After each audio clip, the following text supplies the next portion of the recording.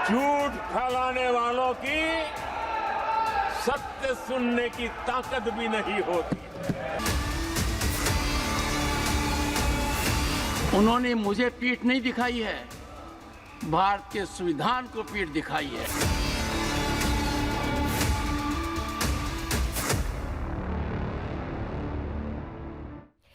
नमस्कार, रण क्षेत्र देख रहे हैं आप। आपके साथ मैं हूं लावनी विनीत। वक्त एक ऐसी चर्चा का हो रहा है जो सीधे तौर पर यह बताने वाला है कि संविधान के प्रति किसका समर्पण ज्यादा और कौन सिर्फ दिखावा कर रहा है। दरअसल मौका था राष्ट्रपति के अभिभाषण पर धन्यवाद प्रस्ताव का। मौका कल लोकसभा में था जब सदन में प्रधानमंत्री नरेंद्र मोदी ने विपक्ष के तमाम सवालों का करारा जवाब दिया और आज बारी राज्यसभा यानी उच्च सदन में धन्यवाद प्रस्ताव पर वक्तव्य की थी। प्रधानमंत्री नरेंद्र मोदी ने जिस धारदार तरीके से विपक्ष ने सवाल किए उसकी डबल तिगुनी धार से आज विपक्ष को जवाब दिया। साफ तौर पर प्रधानमंत्री ने कहा कि तीसरी बार मिला हुआ जनादेश ये बताता है कि जनता जानती है कि संविधान का सच्चा समर्थक कौन है, संविधान का सच्चा पुजारी कौन है और संविधान की सही मायने में रक्षा सुरक्षा कौन कर सकता है। इस बीच विपक्ष लगातार हंगामा करता रहा। विपक्ष ने आरोप लगाया कि उन्हें बोलने का मौका नहीं दिया जा रहा है और ऐसे में विपक्ष ने वॉकआउट भी कर दिया। विपक्ष के वॉकआउट करते ही उच्च सदन के सभापति ने इसे बेहद दुखद करार दिया और कहा कि जिस तरीके से संविधान को पीठ दिखाई गई है यह हर प्रकार से निंदनीय है। प्रधानमंत्री के आज जिस तरीके से वार हुए हैं उस वार में क्या विपक्ष चारों खाने चित्त हो गया है? क्या वाकई विपक्ष कांग्रेस सच से सामना नहीं कर सकते हैं? आज इसी पर होगी खुलकर बहस। मेरे साथ जुड़ेंगे थोड़ी देर में कुछ खास मेहमान, कराऊंगे उनसे आपका परिचय, लेकिन सबसे पहले देखिए कि किस तरीके से आज राज्यसभा में प्रधानमंत्री विपक्ष के सवालों का करारा जवाब देते हुए नजर आए। संविधान पर जो जुल्म हुआ, जो बुलडोजर चलाया गया संविधान के ऊपर, लोकतंत्र की धज्जियां उड़ा दी गई, तब उसी दल के महत्वपूर्ण नेता के रूप में वो उनके साक्षी है, फिर भी सदन को गुमराह कर रहे हैं। आदरणीय सभापति जी, आपातकाल को मैंने बहुत निकट से देखा है। करोड़ों लोगों को कल्पना भार की यातनाएं दी गई है, उनका जीना मुश्किल कर दिया गया था और जो संसद के अंदर होता था वो तो रिकॉर्ड पर है। भारत के संविधान की बातें करने वालों को मैं पूछता हूं, जब आपने लोकसभा को 7 साल चलाया था, लोकसभा का कार्यकाल 5 साल है, वो कौन सा संविधान था जिसको लेकर के आपने 7 साल तक सत्ता की मौज ली और लोगों पर जुल्म करते रहे? और आप संविधान हमें सिखाते हो? आदरणीय सभापति जी,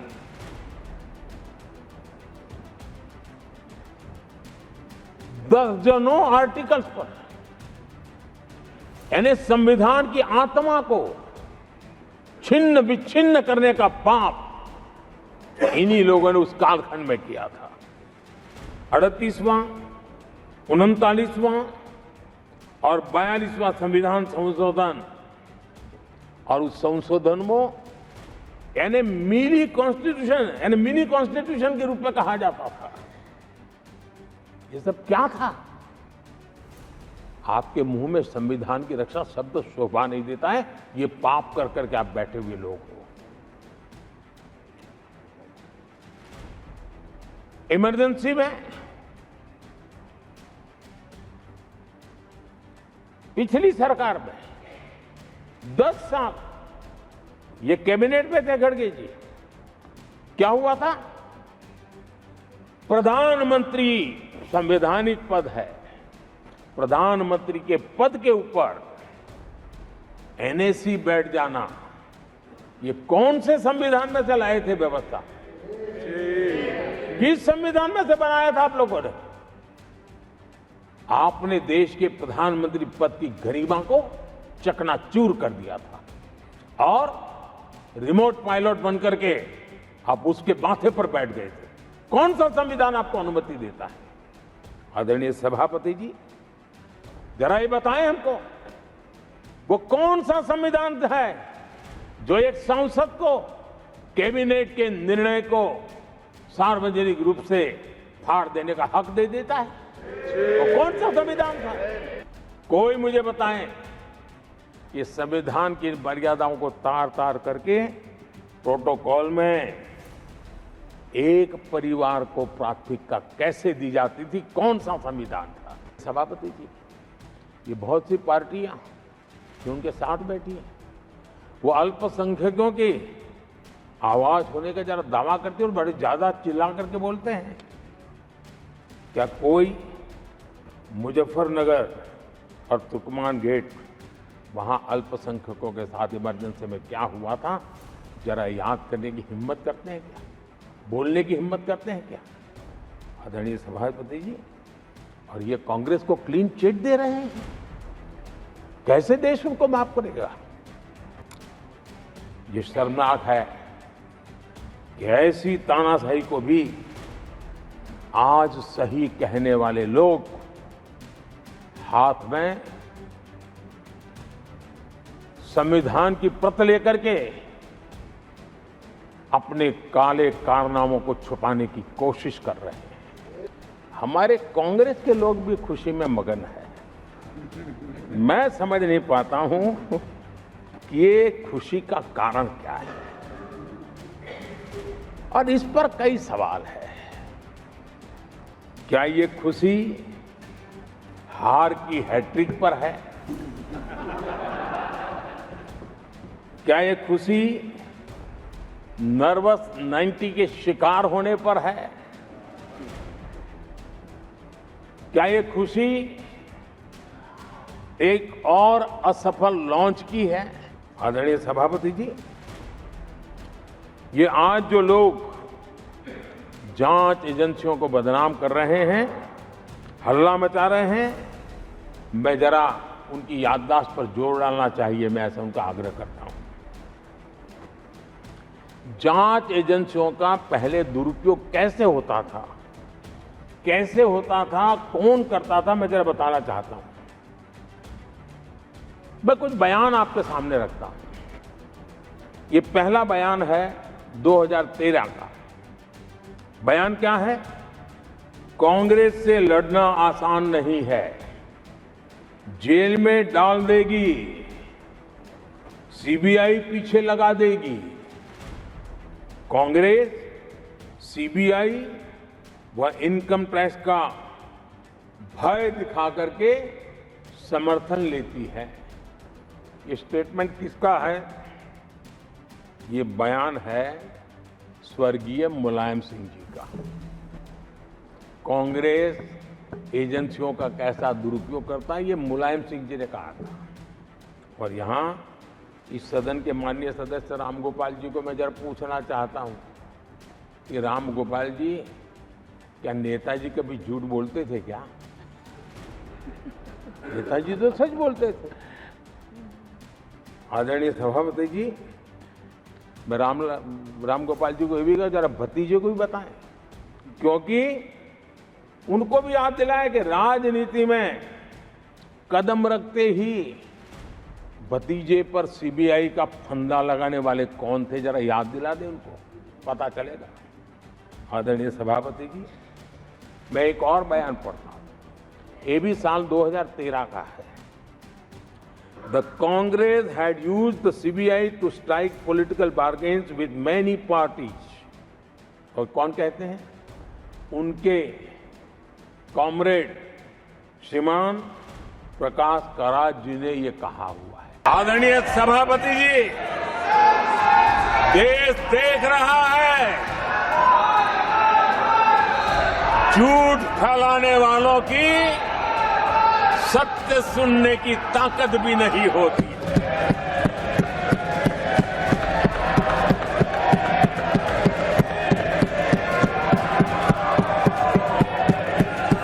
जिनका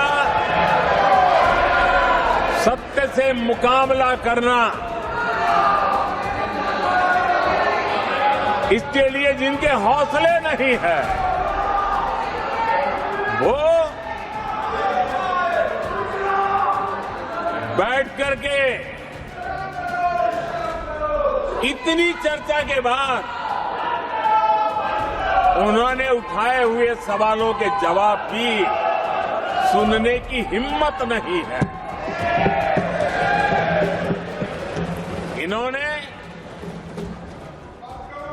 ये अपर हाउस को अपमानित कर रहे हैं। इस अपर हाउस की महान परंपरा को अपमानित कर रहे हैं।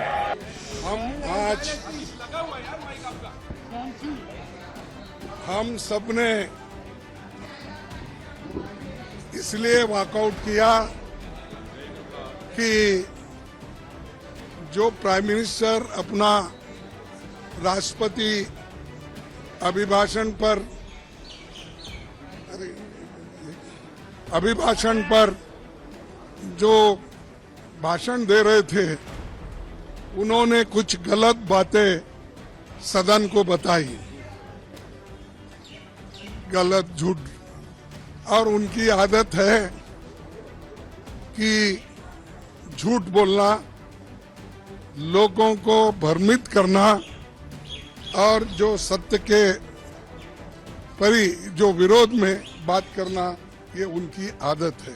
माननीय सदस्यगण, अत्यंत दर्दनाक, पीड़ादायक, अमर्यादित आचरण से देखकर मैं हूं। शासन तीसरे निरंतर लगातार काल में है। 6 दशक के बाद मैंने चर्चा की और मैंने अनुरोध किया कि प्रतिपक्ष के नेता को बिना बेरोक टोक बोलने का सुअवसर दिया। आज वो सदन छोड़कर नहीं गए हैं, मर्यादा छोड़कर गए हैं। आज उन्होंने मुझे पीठ नहीं दिखाई है, भारत के संविधान को पीठ दिखाई है। आज उन्होंने मेरा अनादर और आपका अनादर नहीं किया है, उस शपथ का अनादर किया है जो संविधान के तहत ली है। भारत के संविधान की इससे बड़ी अपमानित बात नहीं हो सकती। ऐसा कैसे हो सकता है? House of elders, the upper house, हमें देश का मार्गदर्शन करना है। मैं उनके आचरण की भर्त्सना करता हूं। देश के 140 करोड़ लोग इससे आहत होंगे। सदन का मतलब है सत्ता पक्ष की बात सुनो जब आपने अपनी पूरी बात कह दी। तो प्रधानमंत्री नरेंद्र मोदी एक के बाद एक तीखे हमले कर रहे थे, तीखे वार कर रहे थे। कह रहे थे कि सच का सामना करने की विपक्ष में, कांग्रेस में ताकत नहीं है, और इस बीच कांग्रेस का सदन से वॉकआउट कर जाना। सवाल बड़े गंभीर उठते हैं। सवाल उठते हैं कि क्या वाकई कांग्रेस सच से सामना नहीं कर पा रही है? क्या विपक्ष जिस तरीके से संविधान का हवाला देता है, ये संविधान का हवाला देना ये सिर्फ क्या दिखावा है? क्या संविधान को सिर्फ सहूलियत की राजनीति के लिए चुना जा रहा है? ये तमाम सवाल आज रण क्षेत्र में होंगे। मेरे साथ आज के खास अतिथि जुड़ चुके हैं। आइए स्वागत करते हैं आज के पैनलिस्ट का। भारतीय जनता पार्टी का पक्ष रखने वाले हैं अश्वनी शाही साहब।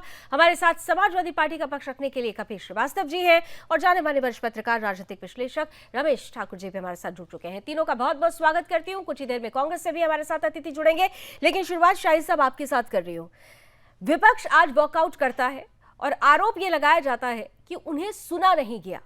लोकसभा से लेकर राज्यसभा तक प्रधानमंत्री सीधे तौर पर गरजते हुए नजर आए, लेकिन यहां पर विपक्ष बार बार ये कहता रहा कि सच का सामना दरअसल हम सरकार को कराना चाहते हैं और सच सुनने की, देखने की ताकत सत्ता पक्ष में नहीं है। अश्वनी शाही साहब। लावणी जी, देखिए, इसको न मैं बखान कर सकता हूं, न आप कह सकती हैं। आज डिजिटल जमाना है और लाइव प्रसारण होता है राज्यसभा टीवी और संसद टीवी के लोकसभा टीवी पर। माननीय सभापति जी ने, उपराष्ट्रपति जी जो सभापति हैं, आज कहा उन्होंने कि हमने विपक्ष को पूरा मौका दिया बोलने का। उसके बाद जब माननीय प्रधानमंत्री जी बोल रहे हैं तो ये लोग बाहर चले जा रहे हैं। ये स्पष्ट होता है कि ये लोग सिर्फ और सिर्फ देश को गुमराह कर रहे हैं। सच न सुनने की आदत है, न सच बोलने की जुर्रत कर सकते हैं ये लोग। इन लोगों को आज माननीय प्रधानमंत्री जी ने सारे उन मुद्दों पर एक एक करके चिन्हित करके चीजों को बताया जिसके बारे में ये बाहर कहते थे माननीय प्रधानमंत्री जी मणिपुर पर नहीं बोल पाएंगे, यहां नहीं बोल पाएंगे, उस पर नहीं बोल पाएंगे। लेकिन माननीय प्रधानमंत्री जी ने कल भी और आज भी सारे मुद्दों को सदन में उठाया। और कल का देखिए कितना घृणित वातावरण था कि सदन का नेता जब बोल रहा है तो किस तरीके से विपक्ष के नेता प्रोवोक कर रहे हैं लोगों को, आगे आइए वेल में और करिए। ये तो हमें तो लग रहा था कि शायद पहली बार संवैधानिक जिम्मेदारी मिली है राहुल जी को, थोड़े से गंभीर होंगे, वो बालपन चला जाएगा। मगर कल भी देखने को मिला जब माननीय प्रधानमंत्री जी बोल रहे थे तो वो आसमान देख रहे थे, पता नहीं कौन से तारे गिन रहे थे। बहुत सी चीजें हुई कल से आज तक के बीच में। साहब, लेकिन महत्वपूर्ण, ठीक है, विपक्ष वॉकआउट विपक्ष करता है और विपक्ष पर सवाल खड़ा होता है, लेकिन यहाँ पर जिम्मेदारी आपकी इसलिए ज्यादा बढ़ जाती है क्योंकि विपक्ष ने पहले ही कहा था कि वो कंस्ट्रक्टिव कोऑपरेशन चाहता है और सदन को चलाने की, सुचारू रूप से चलता रहे, इसकी पहली जिम्मेदारी सरकार की होती है। आप विपक्ष को मना क्यों नहीं पा रहे हैं? खड़गे जी ये आरोप लगाते हैं कि लोकसभा में जब नेता प्रतिपक्ष कह रहे थे और जिन बातों पर सरकार को आपत्ति थी, कई मंत्रियों ने उठकर उस पर आपत्ति दर्ज की, लेकिन आज जिन बातों पर विपक्ष को आपत्ति थी उन्हें मौका नहीं दिया। देखिए कल जिस तरीके से जो है नेता प्रतिपक्ष ने कल सदन को संबोधित किया वो तो सबने देखा कि कितने गंभीर थे वो लोग चर्चा के लिए। किसी बताइए कल महामहिम राष्ट्रपति के अभिभाषण पर धन्यवाद का प्रस्ताव हो रहा था। राहुल जी ने न शुरू से लेकर और अंत तक एक शब्द बोला हो कि हम धन्यवाद प्रस्ताव पर जो है उनको अभिभाषण पर धन्यवाद प्रस्ताव कर रहे हैं। कहीं कुछ गंभीरता थी? सदन को चलाने का काम, एकदम सत्य कह रही हैं आप कि सदन को चलाने का काम जो है सत्ता पक्ष का होता है। माननीय सभापति जी किस तरीके से कल बात करते रहे आप लोग सुनिए, लेकिन विपक्ष ने अपनी बातें पूरी कही और सत्ता पक्ष ने उसको ध्यान से सुना। ठीक है, लेकिन उसके बाद जो आपत्तिजनक चीजें थी उस पर आपत्तियां भी उठाई। लेकिन जिस तरीके से कल हल्ला हंगामा हुआ और आज मणिपुर से लेकर सभी चीजों पर माननीय प्रधानमंत्री जी ने प्रकाश डाला और बोला, उसके बाद भी ये लोग उठकर चले गए। चाहते क्या है ये लोग देश की जनता के साथ खेलवाड़ कर रहे हैं। ठीक है कपिश जी, सीधे आपके पास आते हुए अश्विनी शाही साहब और संपूर्ण, चलिए मुझे लगता है कि शायद कपिश जी से हमारा संपर्क टूटा है, कपिश जी को दोबारा जोड़ते हैं। रमेश ठाकुर जी हमारे साथ जुड़े हुए हैं। रमेश जी, अब ये देखिए परिस्थिति लोकसभा से लेकर राज्यसभा तक जमकर हंगामा हुआ, प्रधानमंत्री जिस तरीके से धारदार जवाब देते हुए नजर आए हैं, किस पर ज्यादा सवाल खड़ा होता है? संविधान किसके लिए सर्वोपरि है, ये तस्वीरें देश के सामने क्लियर होना जरूरी है, क्योंकि आज ये बड़ा आरोप लगा कि संविधान को ही तार-तार किया गया, अपमानित किया गया। अगर आप सदन से वॉकआउट करते हैं तो आप लोकतंत्र का अपमान करते हैं। रमेश ठाकुर जी, देखिए लावनी जी, जो विपक्ष का जो काम होता है वॉकआउट करना और सदन छोड़ के चले जाना और सत्ता पक्ष की बातों पे कटाक्ष करना, ये उनका धर्म बनता है और फर्ज भी बनता है। लेकिन बात यहाँ पे दो तीन चीजें स्पष्ट हो जानी चाहिए। जिस तरीके से अभी शाही साहब ने कहा कि मणिपुर से लेके हर चीज का उन्होंने जवाब दिया। देखिए जनाब, जब कोई बात जब होती है लंबी, अगर कोई एक लाइन कही जाती तो उसमें ऐसे मणिपुर का नाम ले लेना या नीट का नाम ले लेना, तो उस पे पूरी तरीके से अपनी स्पष्टता जाहिर कर देना नहीं होता है। ये सदन देखो छोटा टर्म है, 10 दिन का ये है, तो इसमें बड़ी लॉजिकल बातें होनी चाहिए थी, क्योंकि तीसरी बार सरकार आ रही है मोदी जी की और ये पूरे 5 साल का खाका विजन वगैरह जो देश के सामने, देश के लोगों के सामने रखना होता है, उस पे प्रधानमंत्री बिल्कुल नहीं जा रहे हैं। और विपक्ष जिस तरीके से उनको छेड़ता है, फिर प्रधानमंत्री क्या उनका काउंटर जवाब देते हैं, जबकि प्रधानमंत्री को बड़ा एक दिल दिखाना चाहिए, उनको दरकिनार करना चाहिए। आप सिर्फ अपनी योजनाओं के बारे में बताओ। आपकी 5 साल की सरकार सदन है, ये सड़क नहीं है, ये रैली नहीं है। यहाँ पे आप ये मत देखो कि मैं प्रधानमंत्री सिर्फ सत्ता पक्ष का हूँ, विपक्ष का नहीं हूँ। सामने अगर विपक्ष बैठा, आप उनके भी प्रधानमंत्री, सबके प्रधानमंत्री हो। आपको शालीनता रखनी है, आपको सहनता रखनी है, आपको सिर्फ पूरे देश को लेके चलना है। और जिस तरीके से रवैया विपक्ष का रहा। रमेश बिल्कुल जी, ये ठीक है, आप बिल्कुल ठीक कह रहे हैं, लेकिन दो बातें जरा समझाइए कि क्या ये जिम्मेदारी सिर्फ और सिर्फ सत्ता पक्ष की होती है? क्या जिस हम पॉजिटिव पिक्चर की बात करते हैं, जिस लोकतंत्र की बात करते हैं, उसमें तो विपक्ष की भी महत्वपूर्ण भूमिका होती है। और आपने कहा कि प्रधानमंत्री को जवाब नहीं देना चाहिए, उन्हें दरकिनार करना चाहिए। अगर सरकार जवाब देती है तब भी विपक्ष सवाल खड़ा करता है। सरकार अगर प्रधानमंत्री जवाब नहीं देते तो ये कहा जाता कि भाई हमारी ताकत के आगे ये झुक गए। तो परिस्थितिवश जिस तरीके की परिस्थितियां बनी हैं, जो भ्रम फैलाने का प्रयास किया जा रहा है विपक्ष की तरफ से, क्या उस भ्रम को दूर नहीं किया जाना चाहिए? अब मुझे बताइए किन बड़े मुद्दों का उन्होंने जवाब दिया? क्या मणिपुर में जवाब दिया? मणिपुर में जिस तरह की घटना हुई, कैसी रोकी जानी चाहिए थी, कैसी, क्या उस पर जवाब दिया? क्या नीट पे जिस तरीके से देश के युवा, जो हमारा भविष्य होता है, देश का भविष्य जो होता है, वो लठ खा रहे हैं, वो नहीं, तो उन्होंने तो कल कहा भी और आज भी कहा कि जिस तरीके की कार्रवाई होनी चाहिए देश भर में वो कार्रवाई शुरू हो चुकी है। उन्होंने नीट पर स्पष्ट रूप से कहा कि कार्रवाई का ही तो इंतजार है, कार्रवाई पर तो स्पष्ट रूप से बात कर रहे हैं वो। देखिए, एक बयान जब सामने वाला छेड़ रहा है, विपक्ष जब छेड़ रहा है कि नीट नीट, जब शिक्षा मंत्री जब ओथ लेने जाते हैं तो भी नीट नीट कहते हैं, तो उसको चिड़के मारे में अगर उसको जवाब देना, वो जवाब नहीं कहा जाता है। ये चीजें हुई क्यों? 7 साल में 70 बार जिस तरीके से परीक्षा लीक हो रही है, उसको आपको पूरी तरीके से ब्लूप्रिंट को रखना है कि अब हम इस तरीके से करेंगे और विपक्ष का भी हमें साथ चाहिए। तो इस तरह की जब विपक्ष का व्यवहार क्या सही था रमेश जी? आज जो विपक्ष ने व्यवहार किया, दोनों पक्षों का, देखो व्यवहार दोनों पक्षों का सही नहीं है। और विशेष तौर पे मैं यहाँ पे सबसे ज्यादा अगर दोषी ठहराऊंगा सत्ता पक्ष को। सत्ता पक्ष सरकार चलाते हैं, सत्ता ठीक है, शाही साहब जवाब दे दीजिए, फिर कपिश जी के पास जाऊं। ठीक है, रमेश जी ने बड़े आरोप लगाए हैं, सत्ता पक्ष की जिम्मेदारी बड़ी होती है। देखो, मुझे आप आरोप के में मत जोड़िएगा। मैं जो नहीं, आपने जो देखा, आप वरिष्ठ पत्रकार हैं, आपने जो देखा उसका जो विश्लेषण किया, उसी से जुड़ा हुआ प्रश्न मैंने शाही साहब से किया। शाही साहब जवाब दीजिए जल्दी से। जी जी, लावणी जी, देखिए, रमेश जी का अपना मत हो सकता है और अपना देखने का नजरिया हो सकता है, लेकिन मैंने पहले भी कहा कि ये जो सदन चल रहा था, ये महामहिम राष्ट्रपति जी के अभिभाषण पर धन्यवाद प्रस्ताव के रूप में चल रहा था। और रमेश जी को ये जानकारी देना मैं चाहूंगा कि किसी सवाल नहीं उठाया गया। ये छेड़ने की बात आप कर रहे हैं, तो ये छेड़ने का टाइम नहीं था। अगला सदन आएगा, आप उस पर ले आइएगा। नियम और कानून की किताबें तो दोनों पक्ष के लोग कल दिखा रहे थे, तो बड़ा अच्छा लगा था सबको कि भाई नियम और कानून दिखा रहे थे, विपक्ष के लोग भी दिखा रहे थे, माननीय सभापति जी भी दिखा रहे थे। तो उसी नियम कानून से आप चलाइए, उस नियम कानून पर चर्चा मांगिए, और सरकार अगर उस चर्चा से भागती है, फिर आप कहिए कि सरकार जो है संवेदनशील नहीं है। ठीक है, आज कपिश तो जी ये मैं आपके धन्यवाद पास आ रही हूँ। प्रस्ताव तो ठीक है, था। अब जरा कपिश जी के पास प्लीज जाती हूँ मैं, क्योंकि विपक्ष का पक्ष रखने के लिए कपिश श्रीवास्तव जी हमारे साथ हैं। कपिश जी, आपको मेरी आवाज सुनाई दे रही है? क्योंकि अभी आपसे कॉन्टैक्ट टूट गया था, तो अभी आपको मेरी आवाज आ रही है?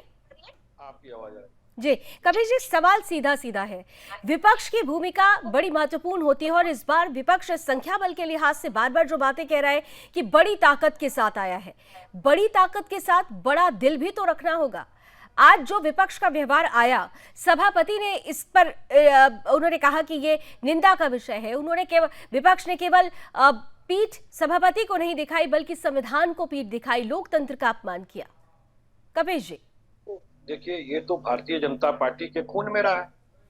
इससे पहले क्या यूपीए के 2 गवर्नमेंट के अंदर ये नहीं करते थे? तब इनकी बात दूसरी हो जाती थी। तब जेटली साहब और सुषमा स्वराज जी क्या कहते थे कि संसद के अंदर अगर ये चीजें ना हो तो लोकतंत्र जिंदा कैसे होगा, और इसको चलाने की जिम्मेदारी तो सरकार की है। ये कपिश श्रीवास्तव नहीं कह रहे, ये सुषमा स्वराज स्वर्गीय और जेटली साहब कह रहे हैं, इनके बड़े नेता कहते हैं। और क्या क्या नहीं किया, कितनी बार पीट दिखाया। कपिश जी की आवाज थोड़ा बढ़ा दीजिए प्लीज। हाँ जी, बोलते रहिए कपिश जी, आ रही है आपके पास। जो व्यक्ति भाषण दे रहा हो इस बात पे कि राष्ट्रपति जी को धन्यवाद प्रस्ताव पर उसका उनका भाषण होना चाहिए था, राष्ट्रपति जी के का तो नाम ही नहीं और ना ही उनके मुद्दों का ध्यान। आपको अब उस मुद्दे पर विस्तृत रूप से अपनी बातें कहनी चाहिए थी कि आप क्या करने की योजना बना रहे हो उन पर, और आपने क्या किया, आपको रिपोर्ट कार्ड देना चाहिए। दिया तो था सर, उन्होंने बताया तो था, जो योजनाएं उन्होंने बताई। उन्होंने ये भी कहा कि आने वाले वक्त में कितनी लखपति दीदी बनाएंगे, कितनी योजनाओं का शुभारंभ करेंगे, किसानों को लेकर क्या किया, ये सारा तो उन्होंने अपने भाषण की शुरुआत में ही बोल दिया था। क्या उन्होंने किसानों के लिए क्या किया? उन्होंने ये बताया था आपको कि जो 3 काले कानून लाए थे वो क्यों वापस ले लिए थे, और 750 किसान जो शहादत करा दिए था इन्होंने, उसके बारे में इन्होंने नमन किया क्या किसानों को? और मैं तीसरी बात आपसे पूछ रहा हूं कि प्रधानमंत्री जी आपातकाल को लेकर के रोते हैं। अरे भाई, आपातकाल के समय कांग्रेस ने गलत किया था, हम लोग उसके विरोध में थे। आज दूसरी कांग्रेस है, उसका आपातकाल नहीं है। उन्होंने भोगा था, इंदिरा गांधी चुनाव हारी थी, कांग्रेस चुनाव हारी थी, नया जो है मंत्रिमंडल बना था, इंदिरा गांधी जेल गई थी, उन्होंने अपने आप को सुधारा, उसके बाद फिर इसी भारत के नागरिकों ने उनको लगातार प्रधानमंत्री। तो भारत के नागरिकों ने अगर उन्हें लगातार प्रधानमंत्री बनाया था, तो यहाँ पर भारत के ही नागरिकों ने प्रधानमंत्री के रूप में नरेंद्र मोदी को चुना, जनादेश मिला है। आप किसानों की बात कर रहे हैं। नहीं, मेरा एक प्रश्न है कपिल जी, आप पूरी बात रखिएगा। मेरा एक प्रश्न है, आपने कहा कि किसानों के लिए क्या किया, तो अगर किसानों के लिए कुछ नहीं किया होता तो फिर तो वो तीसरे टर्म में आते ही नहीं। किसान भी तो इस देश के वोटर्स है ना। अगर 240 सीट आई है तो इसका मतलब इस देश के किसानों ने भी, जो इस देश के मतदाता भी हैं, उन्होंने भी चयन के रूप में प्रधानमंत्री के रूप में नरेंद्र मोदी को ही सेलेक्ट किया होगा।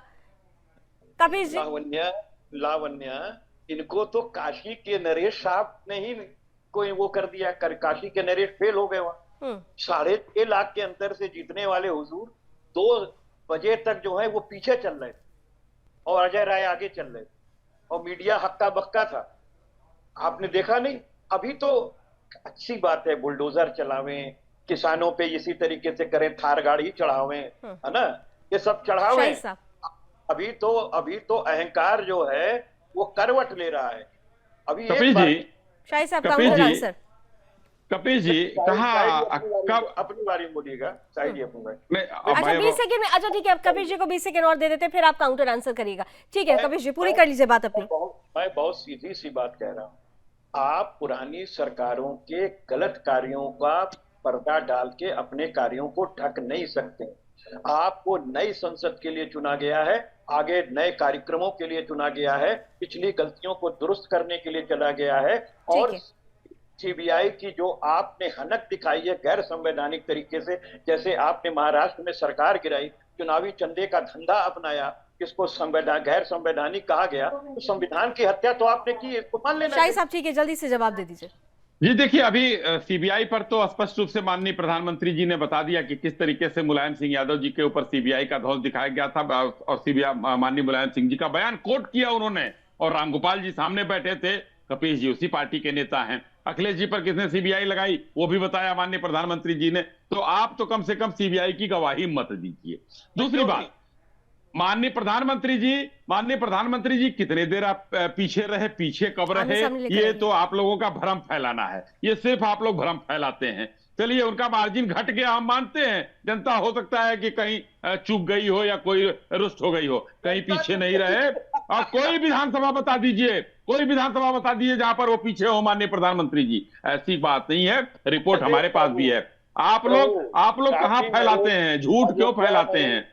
झूठ मत फैलाइए। देखिए, रामचंद्र जी के आगे राम भक्तों के हत्या कराने वाले उसे समाजवादी पार्टी के लोग राजा बताते हैं अवधेश प्रसाद को, राम जी के आगे राजा बताते हैं। तो ये धर्म का अपमान आप लोग करते हैं और झूठ आप परोसते हैं। आप बताइए, माननीय कल ठाकुर साहब ने पूछ दिया कि संविधान लेकर नाचते हैं आप लोग, कितने पन्ने हैं? राहुल गांधी जी चिड़िया गिन रहे थे, संसदीय भाषा का प्रयोग एक संसद कितने पन्ने हैं? कपिल जी जवाब दे दीजिए जल्दी से। कितने पन्ने हैं वो पूछा गया था, लेकिन नहीं बता पाए। आप भी बता दीजिए, आप ही बताइए कितने पन्ने हैं, आप ही बता दीजिए। मेरे पास सुनिए, मेरे पास जो आप ही बताइए ना कितने पन्ने हैं, पन्ने बता दीजिए। जो गुटखा पड़ा हुआ है उसमें 1041 पन्ने। अरे कौन गुटखा है भाई? संविधान में कितने पन्ने हैं? संविधान में कितने पन्ने? भारत का संविधान में कितने पन्ने हैं? पन्ने गिन करके आप पन्ने प्रमुख बना लो, लेकिन उसके बाद भी जब नहीं पता है तो 1000 कहेंगे ही कहेंगे। जो सर्वविदित है, संविधान में कितने पन्ने हैं नहीं पता है, नहीं पता है, महत्वपूर्ण ये है कि आप सभी संविधान की बात कर रहे हैं, लेकिन संविधान की आत्मा को कौन समझ रहा है ये देश जानना चाहता है। फिर वो चाहे सत्ता पक्ष हो या विपक्ष हो, संविधान की आत्मा को कौन समझता है, कौन जानता है, कौन समर्पित है और संविधान की आत्मा पर कौन प्रहार कर रहा है। चर्चा जारी रखेंगे। कांग्रेस से भी हमारे साथ गोपाल कृष्ण जी जुड़ चुके हैं। ब्रेक के बाद उनके पास भी चलेंगे। एक छोटा सा ब्रेक ले लेते हैं, जल्द हाजिर होते हैं। बने रहिए रणक्षेत्र के साथ।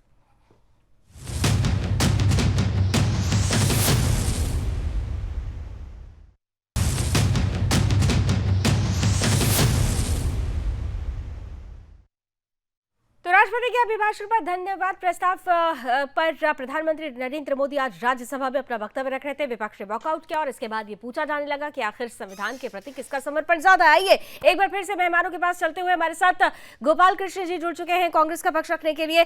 गोपाल जी, विपक्ष पर बहुत सवाल खड़े हो रहे हैं, सरकार की तरफ से कई सवाल, सरकार को आपने जो बहुत सारे सवाल पूछे थे उन सवालों के जवाब में आज प्रधानमंत्री ने ऐसे सवाल पूछ दिए क्या वाकई आप लोग सच का सामना नहीं कर सके और वॉकआउट करना पड़ा? सबसे पहले मैं डिबेट शुरू करने से पहले कल जो यूपी में हादसा हुआ उसके लिए सभी मृतकों को मेरी तरफ से श्रद्धांजलि हो, मैं श्रद्धांजलि अर्पित करता हूं। अब आते हैं मैडम संविधान पर। तो जो लोग संसद परिसर से अंबेडकर की मूर्ति को हटाने का काम करते हैं वो संविधान को क्या समझेंगे? हमारी पार्टी कांग्रेस पार्टी ने भारत की आत्मा को समझा, भारत के गांवों को समझा और 1947 के बाद से संविधान को लागू कर गांव-गांव में प्राथमिक स्कूल और इसी तरह के तमाम सुविधाओं पहुंचाने की कोशिश किया। तो हमारी बराबरी तो बीजेपी करने की कभी जीवन में नहीं सोच सकती है। हाँ, देश लूटने में नरेंद्र मोदी जी और उनके गुजराती व्यापारी दोस्त बहुत आगे हैं। तो वो संविधान को बिल्कुल नहीं समझते हैं, वो देश को एक दुकान की तरह समझते हैं कि कैसे सत्ता में आ जाए, कैसे हम अडानी को माइंस बेच दें, कैसे हम रेलवे बेच दें, कैसे हम सेना को खराब कर दें, पेंशन नहीं देना पड़े इसलिए अग्निवीर ले आए, इस तरह की तमाम चीजें। और मैं आपके चैनल के माध्यम से ये कहता हूं कि अग्निवीर लाना देशद्रोह का काम है और जिस भी सरकार ने लाया, जिन लोगों ने लाया उन पर देशद्रोह का मुकदमा दर्ज किया जाना चाहिए। लेकिन अब चुनाव खत्म हो चुके हैं, सरकार बन चुकी है, तीसरी बार प्रधानमंत्री के रूप में नरेंद्र मोदी ने शपथ ले ली है, आप लोग विपक्ष में हैं, उसमें भी सैकड़ा नहीं हो पाया, 99 पर आप लोग गए हैं। यही बातें तो आप चुनाव से पहले भी कह रहे थे ना साहब, चुनाव हुआ, लोग आपकी बात से कन्विंस नहीं हुए। 99 प्रधानमंत्री को तो अयोध्या से बाहर कर दिया गया, पूरी भारत में सब जगह से बाहर कर गए नरेंद्र मोदी जी, 3 बार पीछे चल रहे थे, 1.5 लाख वोट से मोदी जी जीते हैं। गोपाल जी मैं क्या पूछ रही हूँ आप समझिए, इतना सब जो आप कह रहे हैं यही बातें तो चुनाव से पहले प्रचार में भी कह रहे थे ना आप लोग, लेकिन आज क्या है, अभी भी आप विपक्ष में ही हैं, स्वीकार कर लीजिए आप विपक्ष में हैं। बीजेपी है, लगभग बराबर ही है, थोड़ा बहुत इधर उधर है, तो पूरी भारत की जनता ने बराबरी का मौका दिया।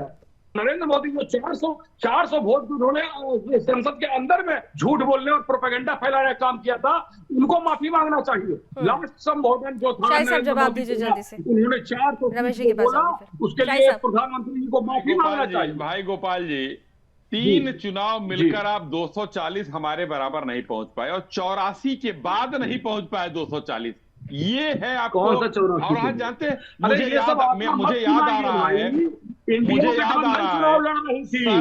शरद पवार जी ने एक बार कहा था कि कांग्रेस की स्थिति हो गई है उस जमींदार की तरह जिसके सारा राजपाट लूट गया है, उसके बावजूद भी आज की कल्पना करते हैं, वही स्थिति है। कितना तमाचा जनता मार रही है, थोड़ा सा बढ़ गए तो अभी भी नहीं मानने को तैयार हैं। और तीनों चुनाव मिलकर 14, 19, 24 मिलाकर 240 नहीं पहुंच पाए हैं आप। और आज पूरा जिसकी बात कर रहे हैं इंडिया अलायंस, वो भी 240 नहीं पहुंच पाया है। आप लोग कितनी बेशर्मी से अपने हार का जश्न मनाएंगे भाई, कितना। अब सरकार बन चुकी है, लावणी जी ने कहा अब कुछ नई बातें करिए, आप अपने नेता को भी कहिए, आप खुद नई बात। ठीक है अश्विन जी, गोपाल जी को 20 सेकंड देती हूँ, फिर कपिल जी और रमेश जी के पास आते हैं। गोपाल जी 20 सेकंड। दुर्घटना हो रहा है उसके लिए माफी मांगना चाहिए प्रधानमंत्री जी को। रेलवे में जो आतंकवादी घटनाएं हो रही है उसके लिए माफी मांगे प्रधानमंत्री जी और डिफेंस मिनिस्टर। किस तरह की सरकार आप चला रहे हैं, किस तरह से देश आप लोग चला रहे हैं, पूरे देश को एनआरकी में डाल दिया है आप लोगों ने। ये चीज भारत की जनता बर्दाश्त नहीं करेगी। आने वाले समय में हम लोग एक एक कदम फूंक के उठाने पर विवश कर देंगे। आने वाला समय, बहरहाल लोकसभा के लिए तो आने वाला समय 5 साल सर इंतजार कर लीजिए। अभी हाँ, बहरहाल कुछ राज्यों में चुनाव जरूर है और उपचुनाव होने वाले हैं, उत्तर प्रदेश में भी बड़ा महत्वपूर्ण होगा वो उपचुनाव भी। लेकिन कपिल जी आपके पास आते हुए देखिए, प्रधानमंत्री ने कल भी और आज भी खास तौर पर आप लोगों की तरफ इशारा करते हुए, जो गठबंधन में लोग हैं उनके तरफ इशारा करते हुए उनको एक अपील की, एक सलाह दी कि कांग्रेस परजीवी है, संभल कर रही है, मानते हैं क्या कपिश जी? गोपाल जी, सवाल मेरा कपिश श्रीवास्तव जी से है। आप ही के साथी हैं, उनको भी मौका दे दीजिए, बोल लेने दीजिए उनको। कपिश श्रीवास्तव जी, कपिश श्रीवास्तव जी, ये पूरा भारत देख रहा है कौन परजीवी है। ठीक है गोपाल जी, कपिश जी को बोल लेने दीजिए। कपिश जी को आगाह कराया गया था। ठीक है कपिश जी, प्लीज बोलिए, समाजवादी पार्टी का पक्ष रख रहे हैं। कपिश जी का ऑडियो दीजिए प्लीज।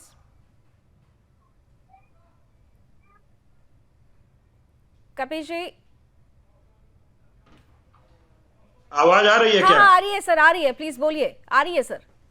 देखिए लावण्या, मैं बहुत सीधी बात आपको कह रहा हूँ। हाँ सर, लावनी विनीत में जी, सॉरी लावनी जी, मैं एक बात ये आपको कह रहा हूँ कि प्रधानमंत्री जी ने तो बात सही कही है, बस वो चेहरा अपना देखना भूल गए, उसमें दूसरों का चेहरा देखने लगे। देखिए मैं क्यों कह रहा हूँ, उसके पीछे तथ्य है। जब ये छोटे थे तो छोटे मन से तो बड़ा मन करके ये पहुंचे थे कहाँ? महाराष्ट्र में, पंजाब में, अन्य प्रांतों में, जहां ये छोटे भाई हुआ करते थे। और वो पार्टियां बड़ी हुआ करती थी, चाहे शिवसेना हो चाहे अकाली दल हो। उन्हीं के खून को चूस के ये बड़े हुए, फिर उनको तोड़ दिया। ये प्रधानमंत्री जी अपनी बात बता रहे हैं, और यही हकीकत है कि प्रधानमंत्री जी बताते जब दूसरों के बारे में, तो समझ लीजिए कि वो अपने बारे में बता रहे हैं, क्योंकि प्रधानमंत्री जी कटाक्ष के अलावा कुछ नहीं करते। अगर मुद्दों पर काम किया होता नहीं तो उन्होंने तो स्ट्राइक रेट बता दिया था ना। उन्होंने तो इस बार का स्ट्राइक रेट भी बताया। उन्होंने एक तो पूरे तर्कों के साथ स्ट्राइक रेट भी बता दिया कि जहां पर आप लोग साथ दे रहे थे वहां स्ट्राइक रेट क्या था, अकेले लड़ने पर स्ट्राइक रेट क्या था। देखिए मैंने तो आपको साफ बताया कि जब भारतीय जनता पार्टी 2 सीट की थी, स्कूटर पार्टी थी, फिर उसके बाद गैर विधिक स्कूटर पार्टी हुई थी, 3 लोग जीतते थे, बावजूद इसके हम लोग इनको बहुत सम्मान देते। अटल बिहारी वाजपेयी जी बकायदा भारत का प्रतिनिधित्व करते थे बाहर जाकर, और आपने देखा होगा कि अटल जी के एक ऑपरेशन के लिए राजीव गांधी जी की सरकार ने उन्हें अमेरिका जबरदस्ती भेजा था किसी काम के लिए, और उसके बाद वहां ऑपरेशन कराया। तो वो अब ना विपक्ष रह गया ना वो सत्ता पक्ष रह गया, क्योंकि मोदी जी ने पार्लियामेंट्री, ठीक है चलिए, आपने कम से कम ये तो माना, आपने ये तो माना कि ठीक है सत्ता पक्ष नहीं रहा, लेकिन वो विपक्ष भी नहीं रहा। जब ऐसे ऐसे करेंगे, सुनिए प्रधानमंत्री जी का एक्ट, ये इतने निम्न विपक्ष के नेता का एक्ट कल आपने देखा था। देखिए मैं भारतीय जनता पार्टी की प्रवक्ता नहीं हूं, उसका जवाब देने के लिए अश्विनी शाही साहब हैं, लेकिन जब आप व्यवहार की बात करेंगे तो कल नेता प्रतिपक्ष के रूप में अगर कांग्रेस से राहुल गांधी को चुना गया तो कल जो उनका बिहेवियर था, जो बॉडी लैंग्वेज थी, क्या वो उचित था? क्या वो उचित था? हाँ लावनी, एक बात हमें नीच को रोकने के लिए अगर नीच बनना पड़े तो ऐसा गीता में भगवान कृष्ण ने कहा है कि अगर गलत को रोकने के लिए गलत करना पड़े तो करेंगे। प्रधानमंत्री ने पूरा देश बेच दिया, अडानी को पूरा पोर्ट बेच दिया, रेलवे स्टेशन बेच दिया। अरे सर अडानी अंबानी छोड़ दीजिए, फिर मैं कहूंगी कि चुन लिया, इसके बावजूद भी चुन लिया जनता ने। देखिए यहाँ पर सरकार बन गई उनकी, अडानी अंबानी पर आप 5 सालों तक बोलते रहेंगे, लेकिन परिस्थिति बदली हुई है। आगे की, अब इसके आगे के बारे में सोचिए, इसके एक कदम आगे के बारे में सोचिए सर। बदलने में समय नहीं लगेगा, बदलने में समय नहीं लगेगा।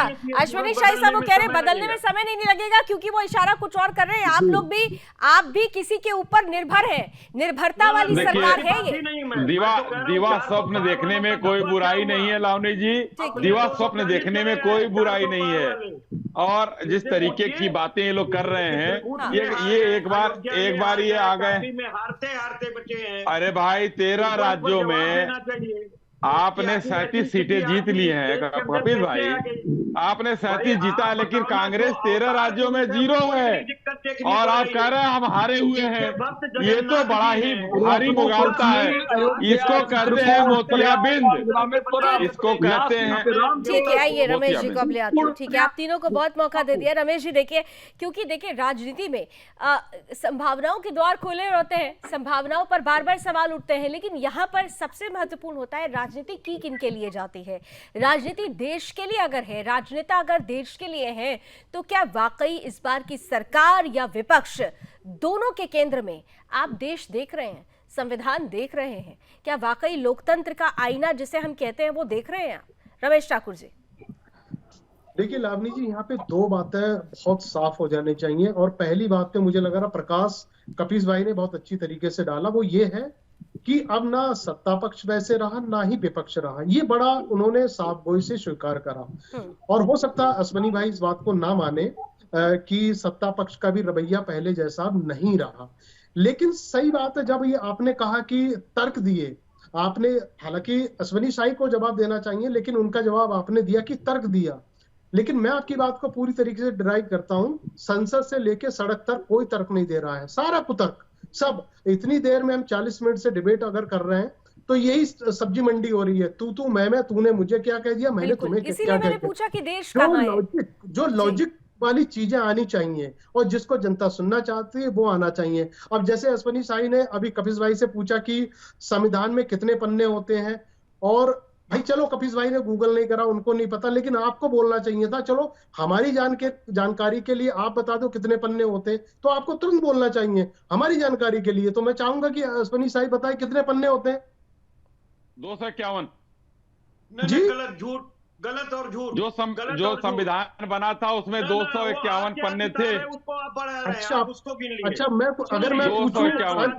मैं अगर पूछूं क्या वो जवाब दे दोगे? उसमें प्रस्तावना कितनी थी और पहली प्रस्तावना की पहली लाइन कितनी थी? रमेश ठाकुर जी, देखिए रमेश ठाकुर जी, फिर मैं फिर आपके पास ही आ रही हूँ। देखिए आप अगर राजनीतिक प्रतिनिधियों से पूछेंगे तो जो आपने कहा कि सब्जी मंडी बन गया, फिर वही परिस्थिति आएगी। लेकिन मेरा प्रश्न, मूल प्रश्न था, देश कहाँ है, लोकतंत्र कहाँ है, संविधान की आत्मा कहाँ है? ये बात तो दोनों को समझनी होगी। और मैंने अपनी ओपनिंग में भी कहा था कि मिलकर चलने की जो बात है वो मिलना कहीं नजर नहीं आ रहा है, मूल कहीं नजर नहीं आ रहा है। बहरहाल देखिए समय की कुछ सीमाएं, मुझे पहले ही मैंने शायद समय ज्यादा ले लिया, मुझे बार बार सबक के लिए कह रहे, लेकिन 20 सेकंड्स लास्ट में दे देती हूँ। रमेश जी एक सार्थक कमेंट के साथ खत्म करेंगे, समाप्त करिए 20 सेकंड। देखिए संविधान हमारी आत्मा है, सदन की आत्मा है, देश की आत्मा है। उसकी जिस तरीके से धज्जियां उड़ाई जा रही हैं, वो तो अनुराग ठाकुर जी ने जब बोल दिया उसके बाद संविधान का पन्ने पता चल गए। उनको ये नहीं पता 395 आर्टिकल उसमें है, उनके आर्टिकल की परिभाषा क्या है, प्रस्तावना एक है, उसकी प्रस्तावना क्या कहती है, उसका शेड्यूल क्या कहता है। संविधान के मूल को, संविधान की आत्मा को दोनों की ही जिम्मेदारी है वो समझे, आत्मसात करे और उसी हिसाब से लोकतंत्र की मर्यादा को भी बरकरार रखे। थैंक यू सो मच हमारे साथ जुड़ने के लिए। आप सभी हमारे साथ जुड़े, आज की चर्चा का हिस्सा बने। राजनीति यूं ही चलती रहेगी, बातें यूं ही होती रहेगी, लेकिन इन बातों और इन राजनीति के बीच में देश का विकास नहीं रुकना चाहिए, देश के सार्थक पहलुओं पर चर्चा नहीं रुकना चाहिए। विश्लेषण और आकलन करने की जिम्मेदारी सरकार और विपक्ष दोनों की है और यही लोकतंत्र की खूबसूरती है। रण क्षेत्र में आज बस इतना ही। देश और दुनिया की तमाम खबरों के लिए आप जुड़े रहिए सुदर्शन न्यूज के साथ। जय हिंद। झूठ फैलाने वालों की सत्य सुनने की ताकत भी नहीं होती। उन्होंने मुझे पीठ नहीं दिखाई है, भारत के संविधान को पीठ दिखाई है।